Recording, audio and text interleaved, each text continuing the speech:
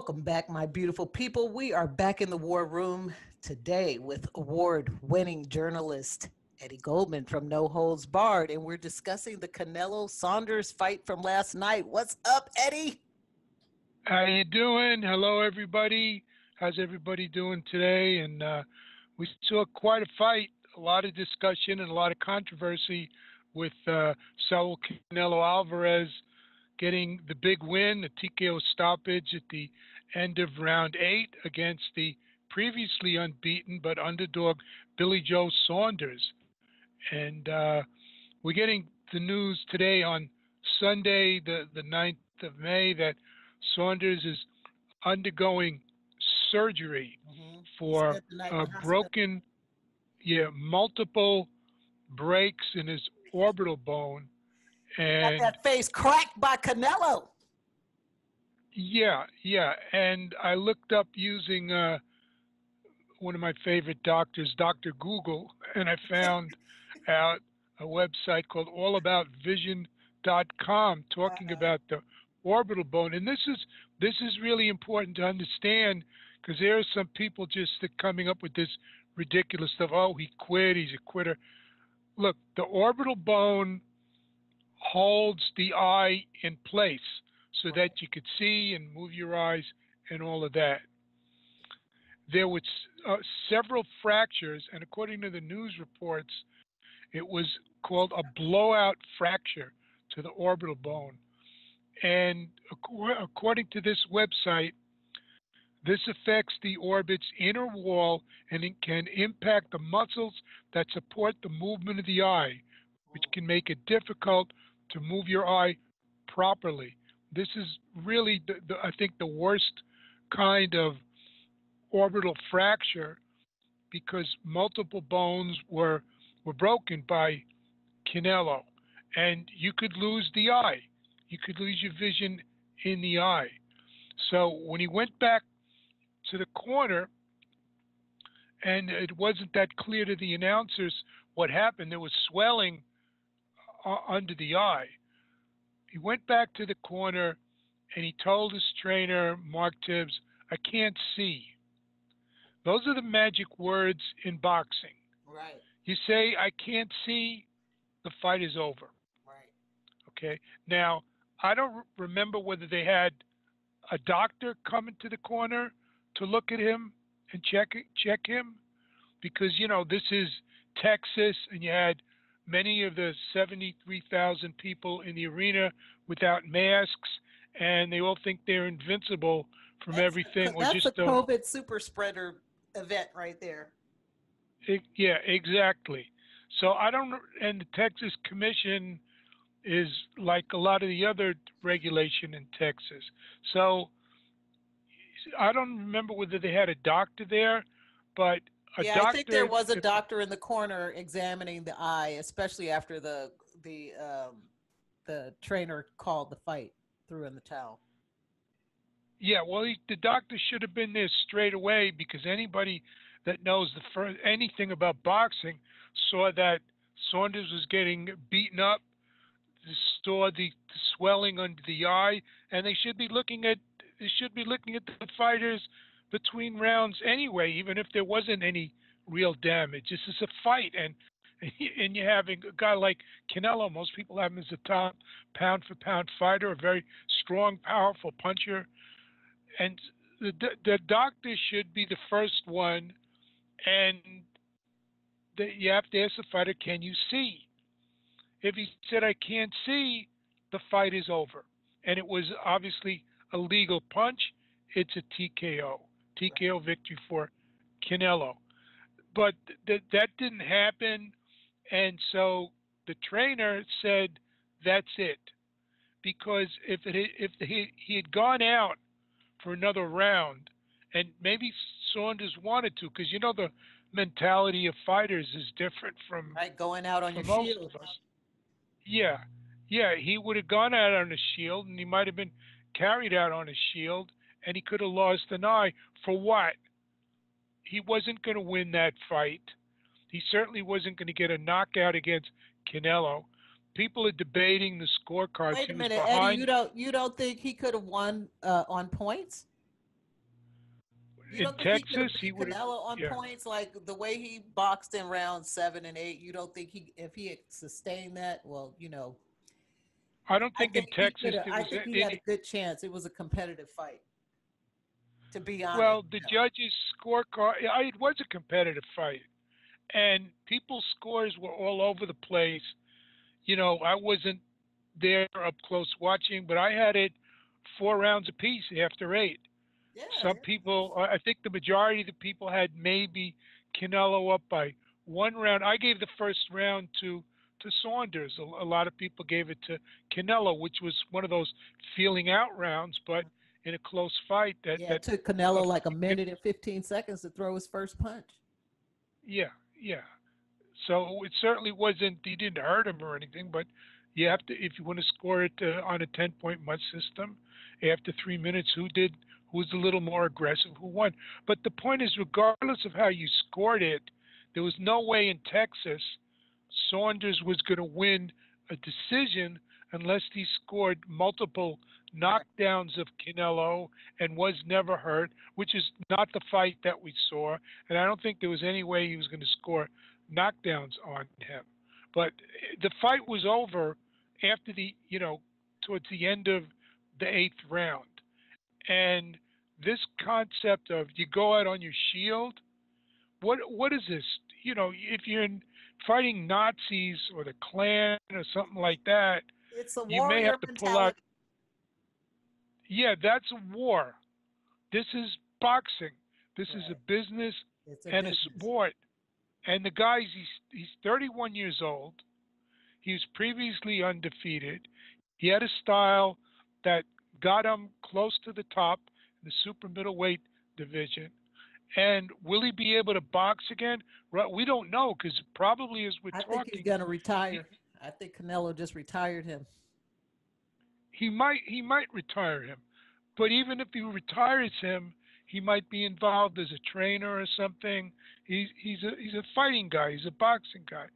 So you want to be able to do it in the best shape that you can be. But this whole thing of going out on your shield is is is barbaric and archaic, and I don't see why people even still bring this up. That's why the fights are regulated. Because if you just leave it up to the fighters and the athletes, they a lot of times with the adrenaline going and the lights and everything, they're gonna continue. Right. And I'm all right. I'm all right. I'm all right. I mean, I remember. I won't go into too many details, but there have been times that I've been very ill, and somebody would come to help me, and I'm okay. I'm okay. That's just the way a lot of people react. I know the last time that happened, I wasn't okay, but my reaction is I'm okay. I'm all right. So with professional fighters, it's even you know that sentiment is even stronger. And so this thing of Billy Joe being a quitter, he took a fight he was an underdog in. He took a fight that we knew that Canelo was the harder puncher, more of a knockout artist. He did it in Canelo's backyard. He did it with, even though the ring was bigger, to let Saunders run around more, be elusive, which he was to a certain degree. The punches, he landed a lot of jabs, but the punches he was landing, most of them really didn't do much damage at all Right. to Canelo. Right. And Canelo was certainly landing the harder shots. Now speaking So, of the ref, what should the corner have done? Let him go out for the 9th round and lose an eye and get knocked out cold right? and be carried out of the ring? Well, no, well, speaking of refs stopping the fight or fights being stopped, did you watch the Soto Takayama fight? I heard about it. I just saw the very end of that fight. Yeah. That was to me, I didn't see the whole fight, but just seeing the end of it, that looked like a very different type of stoppage. Yeah, he stopped the fight too early. I thought because the guy they should have gave it to let him go at least to the end of the round. Yeah, but anyway, that was a good fight. And then the fight before that for the heavyweights, that dude, I thought he, I thought he took a dive. And People have Aguilera. said that it's possible. It's possible that he quit because he knew, he was going to get hurt. And Aguilera's been around for a while. He's never been a real top level fighter. Right.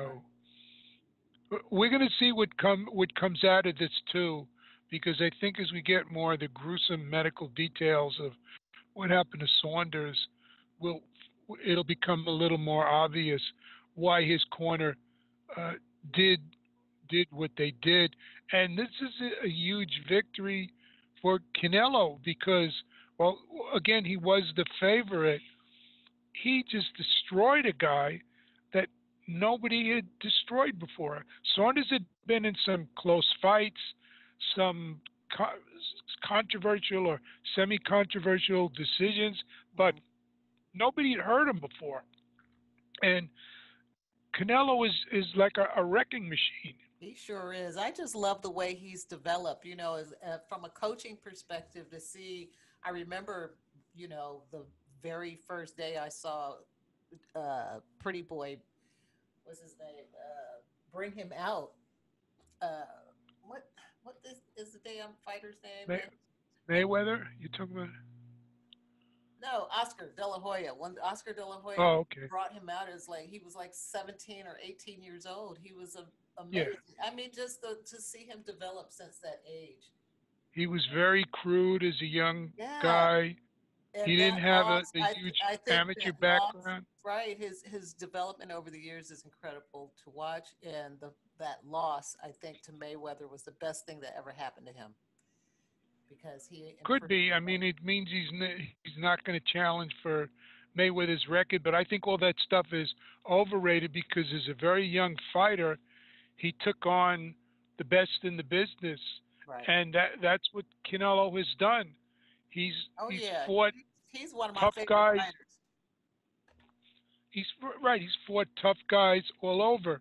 So after a fight like this, and now he has three of these belts, he doesn't say, well, I'm going to fight my, Joe Schmo, my mandatory, whatever. He says no. He says he wants to go to unify all Right. the four major belts and go after Caleb Plant, who I think he'd be a big favorite against. Caleb Plant has the IBF title, and then we get into boxing's idiotic politics because Caleb Plant and also Jamal Charlo went on, social media and said, yeah, they'll fight him and all this. They're both fighters with Al Heyman's PBC. So you could go on social media and say anything, and you could really want that fight. Is your management going to allow you and sign that, Mm. knowing that they're not going to be the favorites? Canelo's going to be the favorite against almost anybody that he fights, unless he would fight some of the one number one and two guys at light heavyweight or Who do you think could cruiserweight or beat Canelo right now at what weight. at any weight? If you went up to if you went up to light heavyweight, he might have trouble with guys like Beterbiev, but I don't see any point for him going up that high. He's I don't really a see him going that middleweight. high. He's more like a junior middleweight or middleweight. It would Yeah. be ridiculous for him to keep at this point keep going up. He's gone up to super middleweight after doing so well at middleweight. So the big money fight for Caleb Plant is with Canelo. Same thing with Jamal Charlo. He's been fighting on these pay-per-views that PBC puts on that get very very low buy rates, Hmm. and there's not a lot of buzz about him outside of the hardcore boxing community. This would be a mega fight, but would they be willing to do it? Would Al Heyman be willing to do it? And if it For the means right that money, Al Canelo, Heyman would be willing to do it. they It's all weren't about the willing money. to, they weren't willing to do Wilder versus Joshua because they have their own business model. And I think the PBC has to be in trouble because they're putting on these really low-rated shows and pay-per-views through Fox, and I can't see, as dumb as some of these suits are, who really don't understand boxing. They understand numbers and ratings and things like that, and they must really be pissed at PBC for putting on such really bad, one-sided Horrible. matchups. Right. Yeah, and the ratings are just low. Almost every Saturday night that they have a PBC show on Fox, it comes in last in the networks, and these websites say, "Oh, it peaked at so and so." That's not. That doesn't matter what it peaked at for 15 minutes.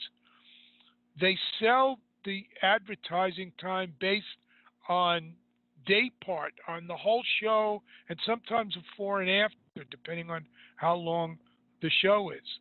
So if for the last two rounds of a fight it peaked, it doesn't necessarily mean anything for the advertisers because they're not buying something just for the last round. And of course, you can't predict when it's going to be the peak part of the fight. It's going to go 12 rounds. It's going to be in the middle of the fight. There's no way to really predict that. So it's terribly underperforming. And will they make an offer to Canelo that he can refuse and say, well, you have to fight on Fox or Showtime pay-per-view, and he doesn't. His contract with the Zone is is not. He doesn't have that long-term contract. He sued to get out of it. So, but does the Zone have matching rights? So what if the Zone matches what he's offered to fight a PBC fighter, and then they go to Heyman and either Plant or Charlo and say, "Well, will you fight on the Zone?" They're probably not going to want to do it. They're going to want to protect their fighters. At least Heyman is going to. So I don't know if that fight can be made. I certainly hope those fights are made, because also Canelo has another alternative which doesn't involve the politics going outside of these quasi leagues, is a third fight with Golovkin, putting that on DAZN, and that would be a huge marquee fight because of the controversies of the first two fights, which Right. were very close, I'd and watch different that. people have different opinions. Yeah, I thought Golovkin won, edged out the first fight. I thought Canelo by a razor thin margin edged out the second fight, Me but too. not everybody thought that. So what would happen? But Golovkin's 39 years old now, so he has. There are all these different options for Canelo, and I really don't know how many people watched this fight with Saunders in the United States on the Zone, not counting the pirate streams, because the Zone may have picked up some subscriptions, but they have one of the most ridiculous uh, pricing structures of any streaming service. It's $100 for the year for $20 per month, which is crazy, which puts it at the highest monthly fee. That's supposed to stop people from just getting it for a month to see like a big fight like this, and incentivizing them to stay on for the whole year, which is crazy because it puts it out of reach for a lot of people. And we're still in a recession. A lot of people are still out of work or underemployed, and pandemic is still going on. And they jacked up the prices in the middle of it. And then they said, well, the whole emphasis of the Zone has shifted from the United States because they thought they were going to be a bidder for NFL and MLB and all that, and they're getting shut out of that. So now they're focusing on Europe and Asia, where they're able to go after the national and regional football teams that are the most popular, and they're starting to make headway in that Oh yeah, I the can go in on there and market. watch all the soccer games. I can watch darts. I can watch dart Yeah, tournaments. but they're getting it in their own countries where it's popular. They Right. go after the Premier League in the UK. They Hmm. got Serie A, the top league in Italy. They've gotten other top sports in Japan. That's where they're picking up a lot of their subscriptions for the in market. I mean, they'll show stuff like MLB and even UFC in Europe and all that out of the main markets. But in the U.S., people want to watch the U.S. sports, and they're not getting those other than other than boxing. Right. So I don't think they really care too much about the U.S. So I don't know how many people really watch this. Now they say in 200 countries. I don't know how many people around the world watched it and what the pricing structure was. They were starting it in many countries at a really low price, like £2 a month, which is about what, $2.50, something Right. like that. So a lot of people could afford that. I think that there are a lot of problems with the zone. They got rid of John Skipper as the chairman. They brought in this Kevin Mayer guy, a longtime TV exec, the guy that was instrumental in setting up Disney Plus. So I don't know that the zone is going to want to give up on having Canelo so easily. So that all depends on all the contracts. It's going to be all the business shit. Whereas, for Well, boxing, Canelo is we out there doing all kinds of sponsorships, and his promo companies making deals with like cryptos, and he's doing NFTs, which I saw last night was like he jumped all in. He's trying to rake in all the dollars, all the sponsorship dollars. So it's a beautiful thing. right. So he has a lot of options. We'll see where they go with it. The other thing that people were teased and of course didn't get was an announcement on Joshua and Fury, Eddie Hearn in the ring. So with a That smile, fight's it's going not to happening. come next week. He's been saying that for 6 months. He's been saying that since December, That really fight's not before. happening. I don't know. I think there's a decent chance it could happen because after a lot of the crap from the week before, when Aram had his tantrum and said the fight's dead in the water, even Frank Warren, the other co-promoter of Fury, said we got the contracts, we're reading them, and this past week was very quiet, which meant that if the fight was not being negotiated in the media, when a fight's negotiated in the media, that means it's in big trouble. So they were more quiet about it, and we'll see if they get something done, what date it's going to be, and there's going to be definitely some blowback if they put it as been reported in the front runner location is Saudi Arabia. They're going to get some opposition. They're going to get some opposition from that. I had written about Saudi Arabia is really a war zone. There have been terrorist attacks. There's still Saudi Arabia is still involved in the war in Yemen, and even though apparently some non-face-to-face negotiations have gone on between Saudi Arabia and Iran, it's still very dangerous, and the State Department is advising Americans to be very careful or not to go there. Same thing with the UK travel restrictions. So we'll see what happens with that fight.